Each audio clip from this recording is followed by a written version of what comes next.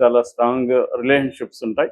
ఆయన అదే కాకుండా అపోజిషన్ పార్టీల్లో కూడా తన మనుషుల్ని ప్లాన్ చేసే వ్యూహం చంద్రబాబుకు ఉంటుంది. ఆయనకి అన్ని వ్యవస్థల్లోనూ తన మనుషులు ఉంటారు. ఇతర రాజకీయ పార్టీల్లో కూడా చంద్రబాబుకి తన మనుషులు పెడతాడు. అంటే ఒక లాంగ్ టర్మ్ వ్యూహంలో భాగంగా రేపొద్దున ఏ పార్టీ అధికారంలో ఉన్నా తన మనుషులు అక్కడ ఉండడం వల్ల వాళ్ళు మేనేజ్ లాబింగ్ చేయగలరు. సో అది ఇంపార్టెంట్ కూడా. చంద్రబాబు చేసిన దాంట్లో ఏమాత్రం ఇది లేదు. ఎవరైనా చేయాలి, చేయకపోతే సర్వైవల్ అనేది కష్టమైపోతుంది. అందులో ఇవాళ వెరీ కాంపిటేటివ్ వ్యవహారం ఉంది. దాని ఏమంటారు, ఫ్లూయిడ్ స్టేట్ అంటారు. అంటే ఏదో మనం గెలిచేసాము హాయిగా మనం పరిపాలన చేసుకుందంటే కుదరదు. గెలిచిన ప్రభుత్వాలని పడగొట్టేస్తా ఉన్నారు, లేకపోతే తొక్కేసి పొలిటికల్ పార్టీలని కంప్లీట్గా తొక్కేసి ఆ స్థానంలోకి తాను రావాలని బీజేపీ ట్రై చేస్తుంది. అంటే బీజేపీ ఎప్పుడూ లేని ఒక అగ్రెసివ్ స్టాండ్ లో ఉందన్నమాట ఇవాళ. అంటే ఏ పార్టీ కూడా ఇప్పటివరకు అంత అగ్రెసివ్గా లేదు. బీజేపీ అగ్రెసివ్గా ఉంది. ఈ అగ్రెసివ్ పాలిటిక్స్ ని తట్టుకోవడం అనేది ఇవాళ వెరీ డిఫికల్ట్. అందుకనే ఢిల్లీ స్థాయిలో కూడా ఒక నమ్మకస్తులు ఉండాలి, టాలెంటెడ్ ఉండాలి. ఈ రెండు క్వాలిటీస్ ఉండాలన్నమాట. సో ఆ రెండు ఈయనకు ఉన్నాయని చెప్పి జగన్ ఆయన్ని 2 సార్లు రాజ్యసభ సభ్యుడికి చేశాడు. పార్లమెంటరీ పార్టీకి ఆయన్ని అక్కడ ఇన్ఛార్జిగా పెట్టారు. ఆయన కూడా సక్రమంగా నెరవేర్చాడు. ఆ రోల్స్ అన్ని కూడా బాగా చేశాడు. నిరంతరం బీజేపీలతో టచ్లో ఉన్నాడు. అలాంటి ఒక 40 ఏళ్లుగా నమ్మకంగా ఉంటున్న వ్యక్తి ఎందుకు రాజీనామా చేశాడు సడన్ గా? ఆయన ఏం కారణాలు చెప్పట్లేదు, వ్యక్తిగత కారణాలు. సడన్ గా ఏం వ్యక్తిగత కారణాలు ఆయనకి ఏమీ లేవు. పైగా ఆయన ఏం చేయబోతాడు? వ్యవసాయం అండి. వ్యవసాయం అనేది అది ఒక కామెడీ వ్యవహారం. అలాంటి వాళ్ళు చెప్పడం ఏం చేస్తాడు ఈ వయసులో పోయి ఆయన వ్యవసాయం? కాబట్టి ఇదంతా ఏంటంటే ఆయన బయటికి చెప్పట్లేదు. కానీ పైగా ఏమంటున్నాడు, జగన్ బాగా కోరుకుంటున్నాను, నాకు జగన్ ఫ్యామిలీనే ఇది పెట్టింది, 2 సార్లు జగన్ ఇచ్చాడు, భారతమ్మ నాకు ఎంతో చేసింది, ఇవన్నీ మాట్లాడుతున్నాడు క్లియర్ గా. సో అంటే ఆయన దీని వెనక ఇప్పుడు తెలుగుదేశం వాళ్ళు హ్యాండ్ ఏం లేదు. తెలుగుదేశం వాళ్ళు పెద్ద హ్యాపీగా ఉన్నట్టు కూడా అర్థం ఎక్కడ కనిపించలేదు. ఈయన రాధాకృష్ణ కూడా విజయసాయిరెడ్డి సన్యాసం అని కూడా రాశాడు. కానీ అందులో కూడా ఆయన ఏదో రాసుకుంటూ వచ్చాడు పని. అసలు తెలుగుదేశం క్యాంప్ హ్యాపీగా ఏమి లేదు దానివల్ల. అంటే అర్థమేమి, విజయసాయిరెడ్డి వెళ్ళడం వల్ల జగన్కి పెద్ద నష్టం అవుతుందని ఎవరో కూడా అనుకోవట్లేదు. ఈవెన్ విజయసాయిరెడ్డి కూడా ఏమన్నా నాలాంటి వాళ్ళు 1000 మంది పోయినా జగన్కి ఏమి నష్టం లేదన్నాడు. తర్వాత జగన్ బాగుండాలని అంటున్నాడు. అంటే ఇప్పుడు ఎందుకు పోయాడు? రెండోది ఇంకొకటి కూడా అన్నాడు, నేను హిందూ ధర్మాన్ని ఫాలో అవుతాను, వెంకటేశ్వర స్వామిని ఫాలో అవుతానని కూడా విజయసాయిరెడ్డి చెప్తున్నాడు.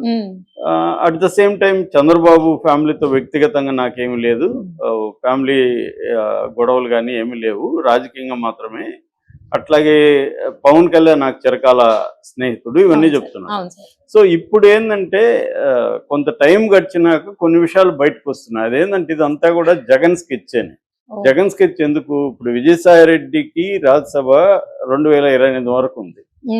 ఆయన ఎందుకు రిజైన్ చేశాడు అంటే, ఇప్పుడు ఎప్పుడైనా కూడా ఒక స్టేట్ లో ఉండే పొలిటీషియన్ సెంట్రల్లో ఉండే బీజేపీని తట్టుకొని నిలబడాలంటే బీజేపీకి ఏదో ఒకటి ఆఫర్ చేయగలగాలి. ఇప్పుడు కేసీఆర్ ఉన్నాడు, కేసీఆర్ ఏదన్నా ఆఫర్ చేయగలిగితేనే కేసీఆర్ని ఇచ్చేయగలుగుతారు. అంటే వాళ్ళ రాజకీయ ప్రయోజనానికి వీళ్ళు హెల్ప్ చేయగలగాలి. ఆఫర్ చేయడానికి వీళ్ళ దగ్గర ఏదైనా ఉండాలి. జగన్ దగ్గర ఏముంది? ఇన్ని రోజులు ఎందుకు జగన్ని దాదాపు 12 ఏళ్ల పాటు జగన్ బెయిల్ మీద ఉండడం సాధ్యమా? వ్యవస్థలో ఎవరైనా 10-12 ఏళ్ళు బెయిల్ మీద ఉండగలరా? ఉండలేరు. మరి ఎలా ఉండగలిగాడు అంటే మోడీ అండదండలు ఉన్నాయి. జగన్ ప్రభుత్వంలో ఉన్నా లేకపోయినా మోడీ అండదండలు ఉన్నాయి. అట్లాగే ఇప్పుడు చంద్రబాబు, పవన్ కళ్యాణ్ తీవ్రంగా జగన్ పట్ల వ్యతిరేకత ఉన్నారు. మొత్తం జగన్ అరాచకాల వల్ల చంద్రబాబు పార్టీ కానీ ఇటు పవన్ కళ్యాణ్ పార్టీ కానీ చాలా ఇబ్బందులు 5 ఏళ్లలో ఎదుర్కొన్నారు. అలాంటి వాళ్ళకి ఎంత కసితో రగిలిపోతుంటారు. సో అలాంటి కసి ఉన్నా కూడా ఇప్పటి వరకు జగన్ని టచ్ చేయట్లేదు. ఎక్కడ ఏదో సోషల్ మీడియా వాళ్ళని వీళ్ళని చేస్తున్నారు, జగన్ని టచ్ చేయట్లేదు. జగన్ చుట్టూ ఉన్న కోటరీ అంటే ఇప్పటి వరకు విజయసాయిరెడ్డిని అరెస్ట్ చేయలేదు, సజ్జల రామకృష్ణారెడ్డి చేయలేదు, రోజా జోలికి వెళ్ళలేదు, కొడాలి నాని జోలికి వెళ్ళలేదు, వల్లభనేని వంశీ జోలికి వెళ్ళలేదు. ఇవన్నీ ఎందుకు చేయట్లేదు అంటే మోడీ అండదండలు ఇప్పటికి కూడా జగన్కు ఉన్నాయి. జగన్ ఈ 8 నెలల్లో జగన్ వ్యవహారం చూస్తే కూడా ఫస్ట్ లో ఏమో ఢిల్లీకి పోయి హడావిడి చేశాడు ఇండియన్ కూటమి వాళ్ళు. అప్పుడు ఏమనుకున్నారు, ఇండియన్ కూటమి వైపు వెళ్తున్నారు, కానీ వెళ్ళలే.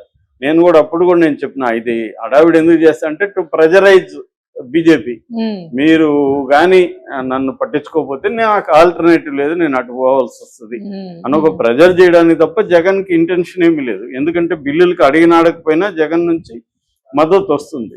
సో ఇప్పుడు ఏంటంటే జగన్ దగ్గర ఏముంది ఆఫర్ చేయడానికంటే, రాజ్యసభ సభ్యులు ఉన్నారు, 11 మంది ఉండేవాళ్ళు, వాళ్ళలో కొంతమంది పోయారు. ఇప్పుడు మిగిలిన వాళ్ళని బీజేపీకి అప్పగించడానికి జగన్ ఒక ఆఫర్ ఇస్తున్నాడు. ఒకటి. రెండోది, గత ఎన్నికలప్పుడు జగన్ ఫండింగ్ అనేది చాలా రాష్ట్రాలకి బీజేపీకి చేశాడనేది కూడా ఇది ఉంది.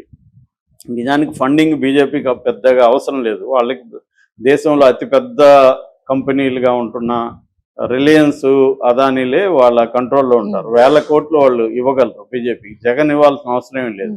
కానీ జగన్ ఆఫర్ చేసేటప్పుడు నేను ఉంది అంటే తీసుకోవడానికి వాళ్ళకి ఏమి ఇబ్బంది, అదే డబ్బు ఎవరికి చేదన్నట్టుగా.